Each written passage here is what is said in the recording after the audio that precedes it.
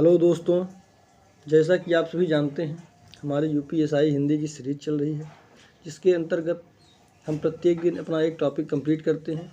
अब आज ये हमारा ये कंप्लीट करने के बाद अब हम इन टॉपिक की प्रैक्टिस भी करेंगे और प्लस हमारा एक टॉपिक रोज़ चलता ही रहेगा। बाकी अब प्रैक्टिस भी आज से हमारी चालू होगी। और बाकी आज का हमारा इसी क्रम में टॉपिक है। इसके पहले हमने विकारी शब्द पूरा कर लिया है, जिसके अंतर्गत संज्ञा, सर्वनाम, क्रिया और विशेषण टॉपिक हमने कंप्लीट कर लिया है। और आज हमारा टॉपिक है अव्यय। अव्यय के अंतर्गत अव्यय को ही अविकारी भी कहते हैं। अव्यय में क्या होता है कि लिंग वचन कारक का प्रभाव नहीं होता है। जैसे विकारी शब्द में लिंग वचन कारक आदि का प्रभाव होता है, अविकारी में इसका प्रभाव नहीं होता है। तो अव्यय में जैसे चार होते हैं: क्रिया विशेषण, संबंध बोधक, समुच्चय बोधक और विस्मयादि बोधक। आज हम इन चारों को ही देखेंगे। तो लिंग वचन कारक का अव्यय पर प्रभाव नहीं होता है और शब्दों का कोई परिवर्तन इसमें नहीं होगा। अव्यय एक अविकारी शब्द है। जिन शब्दों के रूप में लिंग वचन कारक आदि व्याकरणिक नियमों का कोई प्रभाव नहीं पड़ता है उसे अव्यय कहते हैं। जैसे यहाँ वहाँ, आगे पीछे, दाएं बाएं, भीतर बाहर, ऊपर नीचे, किनारे, जब तब, केवल, हमेशा, साथ, सहित, विरुद्ध, अतः, अति, अतएव, तथापि, कदापि, माना, जो, कि, ना, नहीं, यह सभी क्या हैं? अव्यय हैं।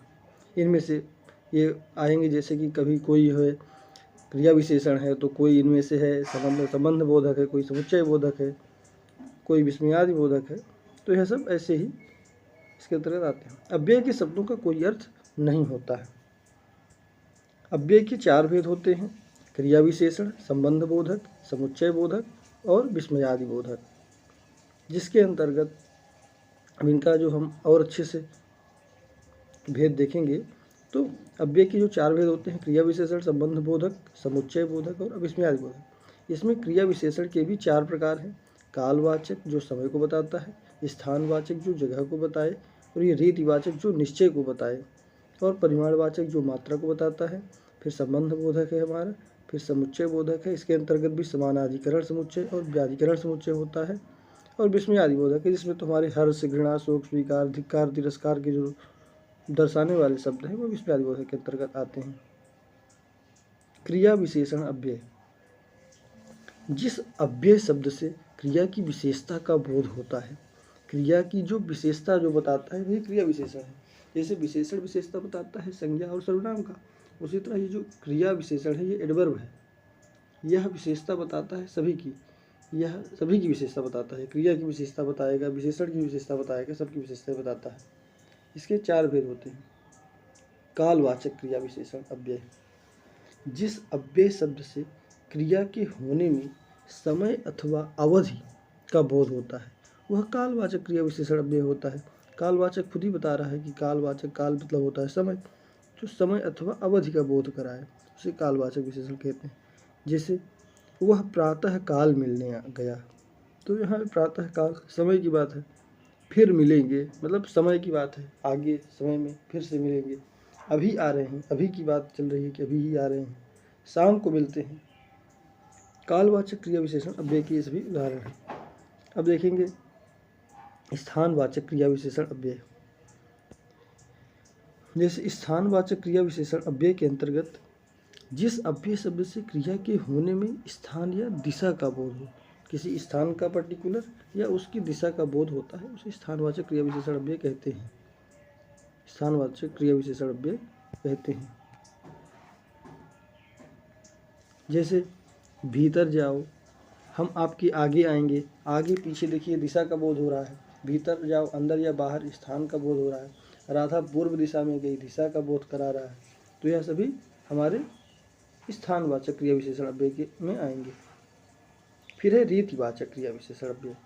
रीतिवाचक के अंतर्गत क्या होता है?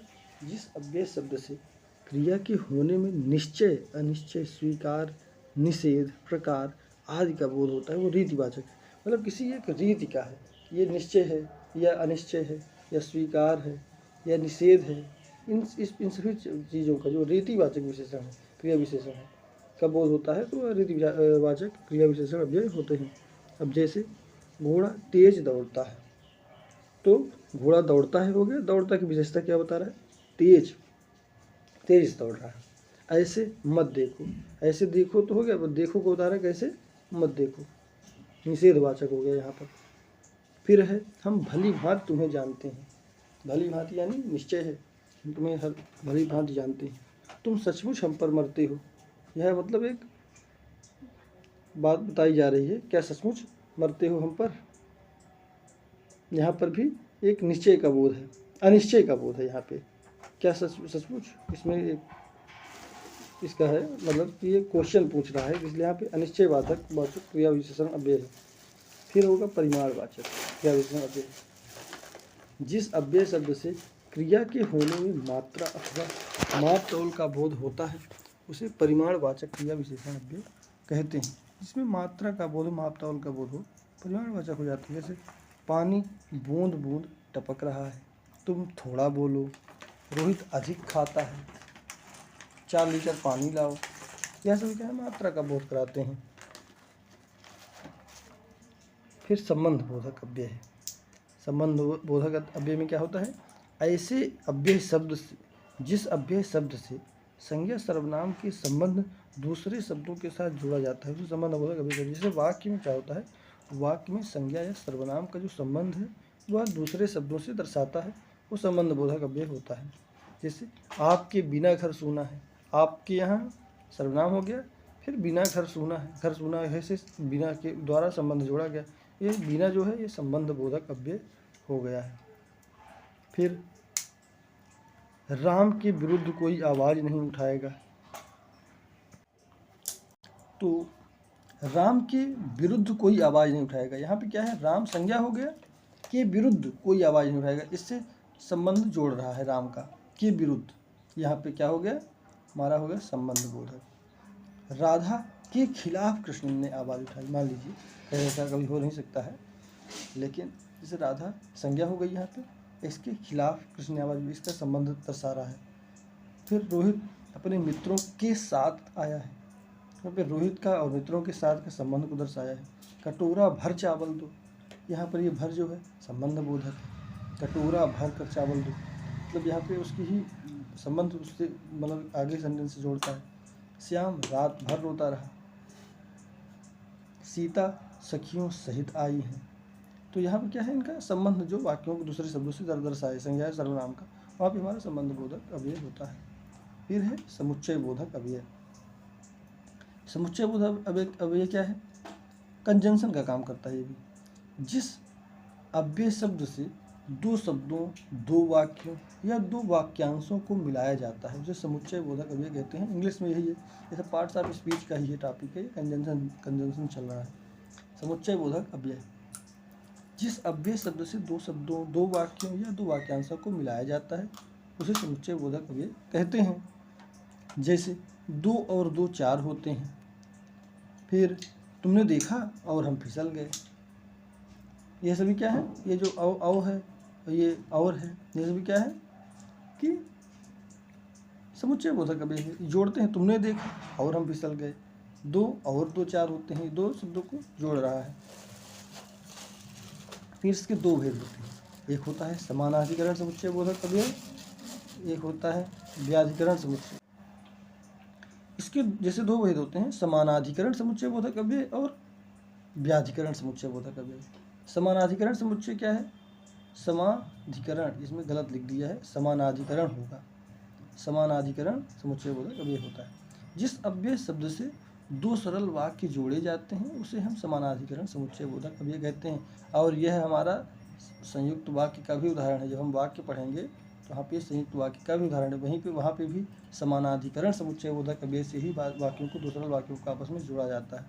यह होते कैसे हैं, जैसे सूरज निकला और पक्षी चहकने लगे, और से यहाँ पे सूरज निकला और पक्षी चहकने लगे वाक्य को जोड़ा गया है। दो सरल वाक्य हैं, इनको और विभक्ति के द्वारा जोड़ा गया है। जैसे राधा बीमार थी इसीलिए नहीं आई, तुम आओ या हम आए, मतलब दोनों आपस में परिपूर्ण सेंटेंस है, हम आए तुम आओ, लेकिन या से यहाँ पे जोड़ा गया है, तो यहाँ पे या है, इसलिए है, और है, ये सभी क्या है, समानाधिकरण समुच्चय बोधक अव्यय हैं। फिर हम व्याधिकरण समुच्चय बोधक अव्यय देखते हैं। जिस अव्यय शब्द से एक सरल वाक्य के साथ एक या एक से अधिक आश्रित उपवाक्य जुड़े होते हैं। जैसे मैंने देखा दो सरल वाक्य आपस में जुड़े होते हैं तो वहाँ पे समानाधिकरण समुच्चय बोधक अव्यय होता है। जबकि व्याधिकरण में, और ये हमारे मिश्र वाक्य का उदाहरण भी हो जाता है, ये व्याधिकरण समुच्चय बोधक से जब जुड़ते हैं वहाँ पे मिश्र वाक्य होता है। एक साधारण सरल या साधारण वाक्य जो है एक से अधिक आश्रित उपवाक्यों के साथ जुड़े जाते हैं, वो व्याधिकरण समुच्चय बोधक अव्यय कहते हैं या उसी से जुड़े जाते हैं। जैसे उसने कहा कि तुम मुझे भूल जाओ, तो यहाँ पे क्या है, तुम मुझे भूल जाओ सपूर्ण वाक्य है, उसने कहा यह जो है हमारा उपवाक्य हो गया। स्त्री क्या है, माना कि लक्ष्मी, तो स्त्री क्या है पूर्ण वाक्य है, माना कि लक्ष्मी, तो हो गया उपवाक्य हो गया हमारे।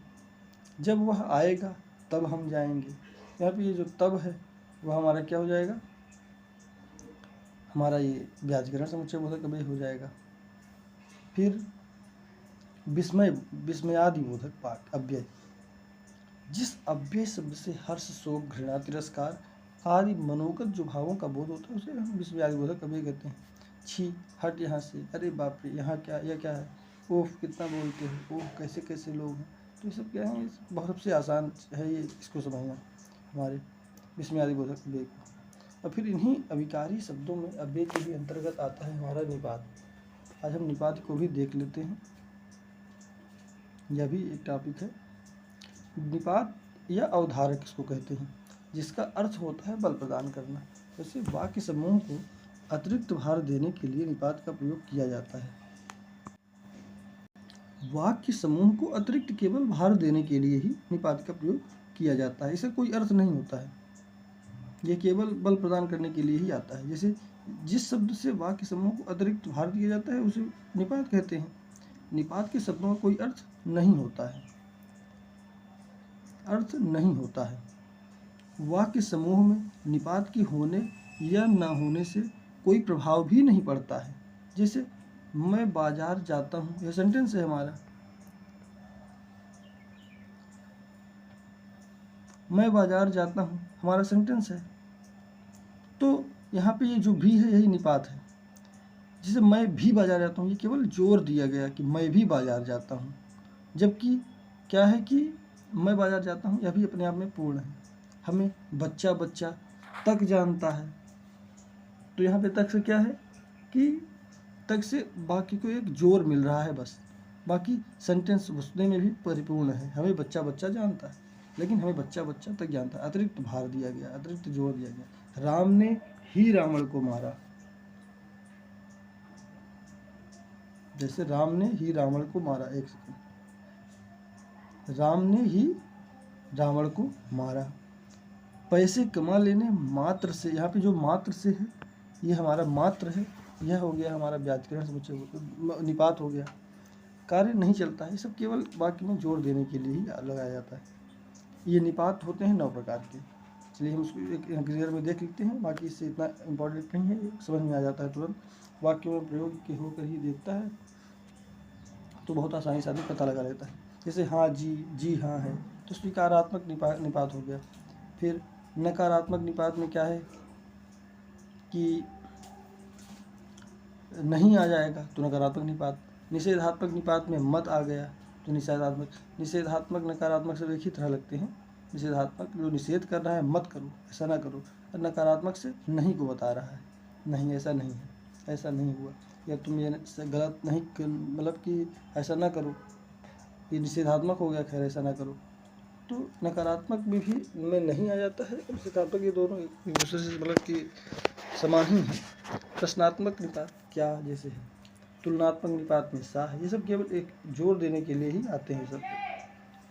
विस्मय बोधक निपात, अरे वाह ओ, ये सब बहुत इंपॉर्टेंट, मतलब आसान है समझना इनको।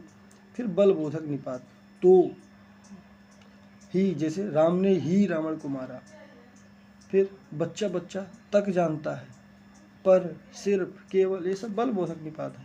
फिर अवधारण बोधक निपात होता है, मात्र, भर, जी, तो यह सब अवधारण बोधक निपात है। फिर स्वीकार्य है निपात है, वही है जो पहला वाला हमारा था, हाँ जी, जी हाँ, स्वीकारात्मक और स्वीकार्य। अब जैसे निषेधात्मक और नकारात्मक सब एक समान ही हो जाते हैं। तो यहाँ से हमारा निपात का टॉपिक भी कंप्लीट होता है।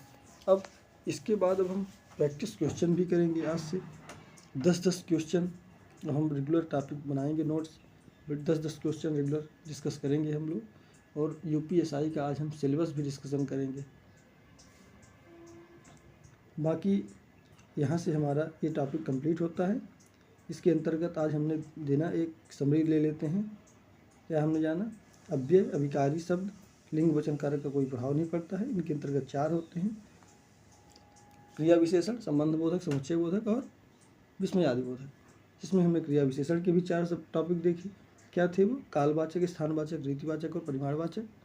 और फिर संबंध बोधक जो संबंध दर्शाता है संज्ञा या सर्वनाम का वाक्य में दूसरे संदेशों से, शब्दों से। फिर समुच्चय बोधक में समानाधिकरण समुच्चय बोधक, व्याधिकरण या समानाधिकरण समुच्चय बोधक, ये हो गए हमारा संयुक्त वाक्य। और व्याधिकरण हमारा हो जाएगा जब वाक्य टॉपिक हम लोग पढ़ेंगे तो वहाँ पे हम लोग देखेंगे जो मिश्र वाक्य है।